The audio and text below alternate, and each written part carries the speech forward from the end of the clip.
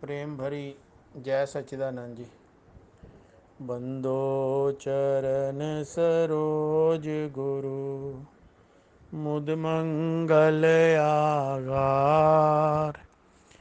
जय सेवत नर होत हैं, भव सागर से पार। गुरा जी के सिमरन मात्र से, नाशत विघ्न अनंत। ताते सर्व आरंभ में, ध्यावत हैं सब संत। ताते सर्व आरंभ में, ध्यावत हैं सब संत। बोलो जयकारा, बोल मेरे श्री गुरु महाराज की जय। कभी कभी हमारे जीवन में कुछ ऐसे वाक़ये या घटनाएं हो जाती हैं जो कि हमें कुछ न कुछ सोचने पर मजबूर कर देती हैं। आज ऐसा ही एक वाक़या हुआ। ऑफिस में दो कस्टमर आए, शायद वो आपस में काफ़ी देर बाद मिले होंगे। बड़े ही प्रेम स्नेह आदर भाव से एक दूसरे को मिले। दोनों की आयु लगभग 74 75 वर्ष की होगी। एक दूसरे का हाल चाल पूछा और फिर आजकल कैसे बीत रही है इसके बारे में बात करने लगे। दोनों एक्स आर्मी पर्सन थे, बिल्कुल फिट थे इस आयु में भी। तो एक जो 74 ईयर्स के थे, वो कुछ मुझे मेरे साथ उनकी जान पहचान ज़्यादा थी। तो उन्होंने अपनी दिनचर्या के बारे में उसको बताया, क्योंकि मेरे पास ही बैठे थे। तो उन्होंने कहा कि सुबह उठते हैं 4 बजे, गोल्फ खेलने जाते हैं और उसके बाद नित्य कर्म के बाद गुरुद्वारे में जाकर जो सदगुरुदेव के द्वारा बनाए गए 5 पाठ हैं वो नित्य प्रति करते हैं। और उसके बाद अपने दिन के जो छोटे मोटे कार्य होते हैं ऐसे ही समय व्यतीत करते हैं। अच्छा है। और साथ में ये भी बात जोड़ी कि ये सब हमारे बुजुर्ग हमें इस बात के लिए प्रेरित करके गए थे कि गुरुद्वारे में जो नित्य पाठ है वो ज़रूर करना है। तो जो दूसरे सज्जन थे उनकी आयु 75 थी। तो उन्होंने कहा कि मैं तो एक कंपनी को ज्वाइन किया हुआ है, 40,000 रुपया महीना कमाता हूँ। अभी तक देखो मैं कितना फिट हूँ, मुझे चश्मा भी नहीं लगा। इस शरीर से जितना हो सके काम करके धन अर्जित किया जाए वही अच्छा है। तो जो पहले वाले सज्जन थे उन्होंने कहा छोड़ो भाई, इतना पैसा सरकार हमें दे रही है, उन दोनों की पेंशन 1 लाख पर मंथ से ज़्यादा है। तो इतना पैसा हमें सरकार दे रही है जितना हमने शायद नौकरी में भी नहीं कमाया।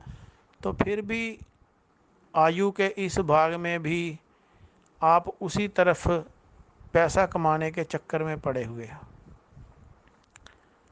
लेकिन जो दूसरे सज्जन थे उनका एक ही वाक्य था कि जब तक ये शरीर काम करने के लायक है, फिट है, तब तक काम करके जितना धन कमा सकें कमा लें। लेकिन पहले वाले सज्जन की प्रवृत्ति कुछ और थी। उसको बार बार वो समझाने की चेष्टा कर रहे थे कि छोड़ो इसको, कुछ और भी ज़िंदगी में हम आनंद उठा सकते हैं, कुछ और भी कार्य हैं, लेकिन वो अपनी बात पर कायम थे।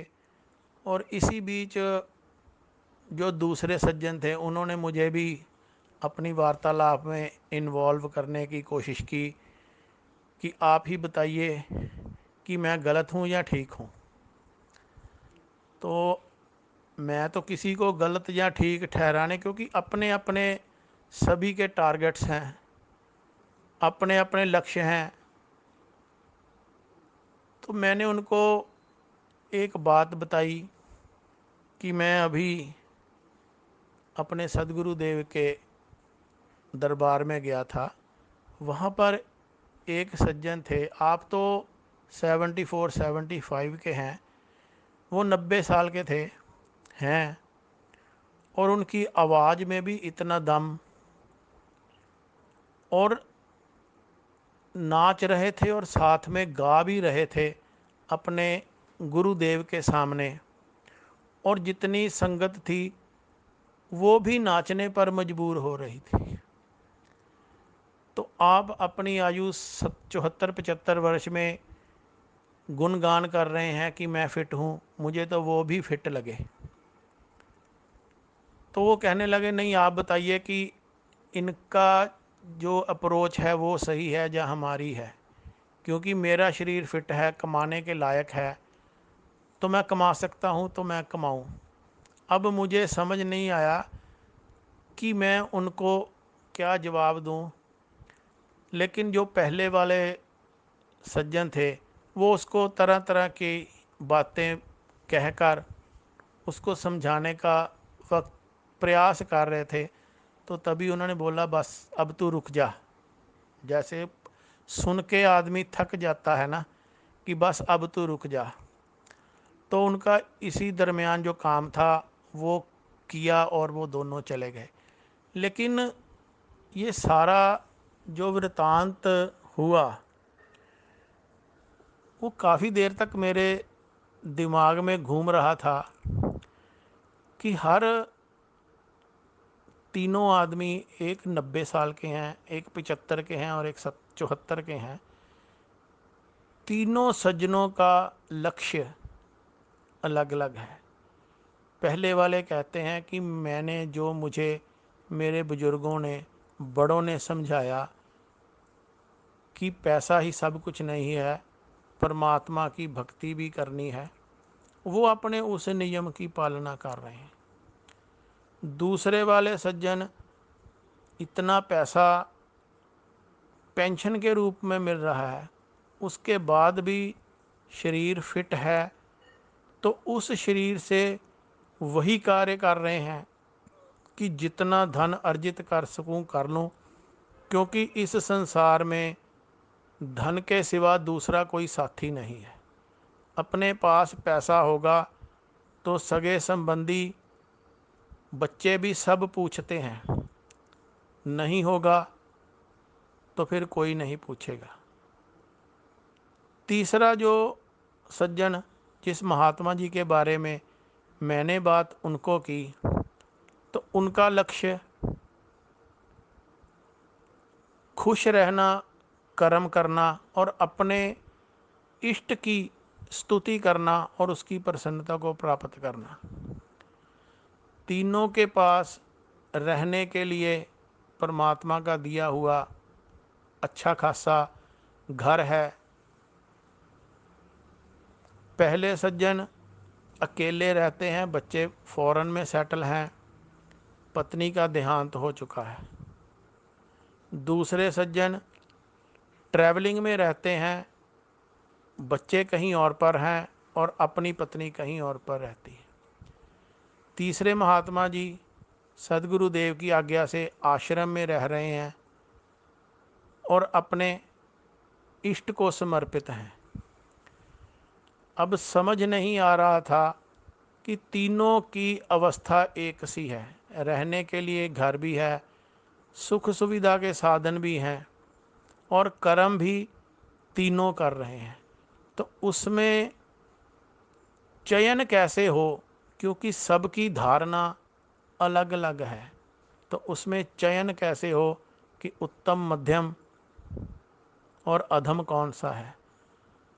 संत महापुरुष तो यही फरमाते हैं कि जब सुख के साधन इस संसार के अनुसार हमारे पास उपलब्ध हैं तो फिर उनको और अत्यधिक कितना ही श्रम करके इकट्ठा करने से क्या लाभ। जब वो कह रहे थे ना उनको कि अब तो रुक जा, तो मुझे वो महात्मा बुद्ध वाली बात याद आ गई। जब उंगली माल उनको रुकने के लिए आवाज़ लगा रहा था तो महात्मा बुद्ध जी ने कहा था, मैं तो रुक गया, तू कब रुकेगा। शायद उस वक्त यही जवाब उनको देना बनता था कि मैं तो अब तेरे को ताने नहीं मारूंगा, लेकिन तू भी रुक जा। इस दुनिया की भाग दौड़ में किस ओर जा रहे हैं, क्या लक्ष्य रख कर जा रहे हैं, और फिर तीनों ही अपनी बातों पर दृढ़ हैं।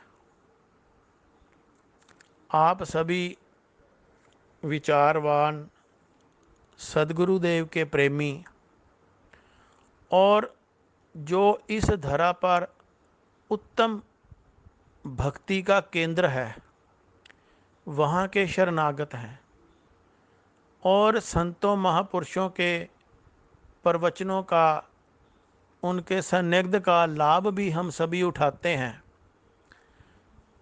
तो ऐसी ही अवस्था हम पर भी है। शायद उन तीनों के जो लक्ष्य हैं ना, वो हमारे जीवन में इकट्ठे चल रहे हैं।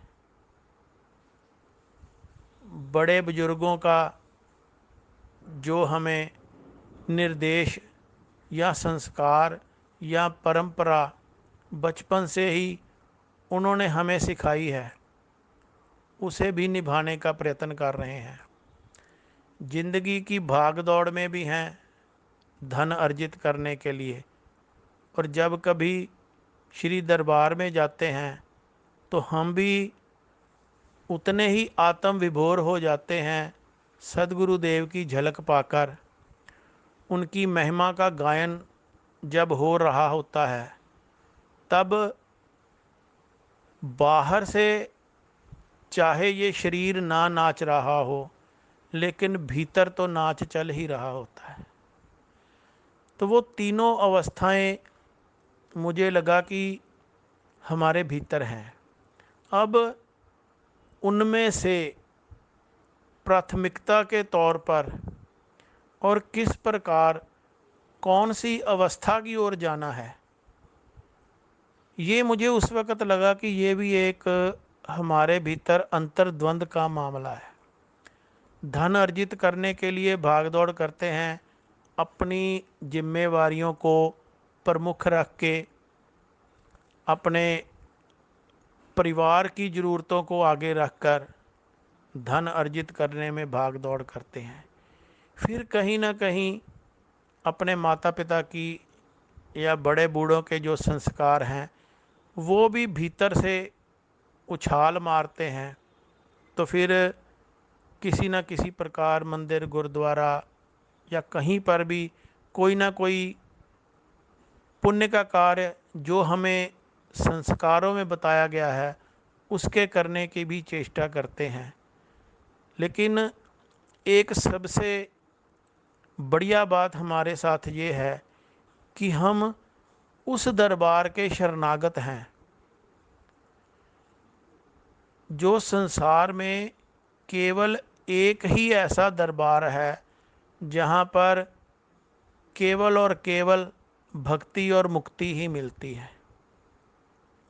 तो इन तीनों का अगर आप भी इस घटना का अवलोकन करें तो उत्तम दर्जा या उत्तम लक्ष्य तो वही है जो वो महात्मा जी अपने इष्ट देव को प्रसन्न करने के लिए बड़ी ही मधुर और ऊंची आवाज़ में भजनों का गायन कर रहे थे और साथ में झूम भी रहे थे। संगत भी तालियां बजाकर साथ में गा रही थी और झूम रही थी।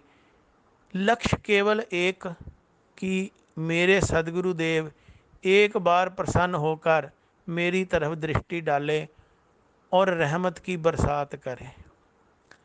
तो उसी लक्ष्य को प्राप्त करना है जो वो महात्मा जी सुख के साधन आश्रम में रहते हैं, खाने की कोई चिंता नहीं।